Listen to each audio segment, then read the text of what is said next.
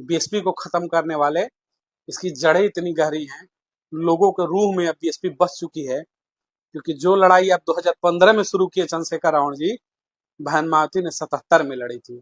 77 और 15 में बहुत का फर्क है। आप डिजिटल जमाने में आकर के आपने प्रदर्शन किया, जहां हर बात मोबाइल पर फैल गई।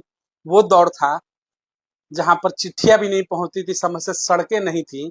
उस समय सड़कों पर लाठी खाई और आपसे ज्यादा जेल भी उन्होंने देखा।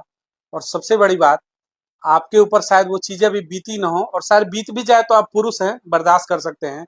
एक महिला होकर के, वो भी दलित समाज की, इस देश के अंदर गेस्ट हाउस कांड देखा, जहां क्या हुआ किसी के साथ छुपा नहीं है।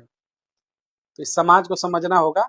नेता मानिए, आपको जिसको मानना है, चंद्रशेखर रावण को मानिए, बहन मायावती को मानिए, लेकिन ये जो शब्द बोलते हैं कि बीएसपी खत्म हो गई, कभी कमरे में बैठकर एकांत मन से सोचिएगा, आप किस बीएसपी को खत्म कर रहे हैं, जिसने आज आपको बोलने की आजादी दिलाई, जिसने आपको बराबर कुर्सी पर बैठने का हक और हुकूमत दिलाया, जिसने आपको खुलेआम सीना चौड़ा करके वोट देने का अधिकार दिलाया, जिसने बराबरी में बीच समाज के अंदर चट्टी चौराहे पर बोलने का और नीला झंडा नीला गमछा देने का पहन करके बात करने का जो अधिकार जिस बीएसपी ने दिलाया, आप कहते हैं कि वो बीएसपी खत्म हो गई, तो एकांत में बैठकर सोचिएगा, बीएसपी खत्म हो गई या फिर आपकी सोच खत्म हो गई।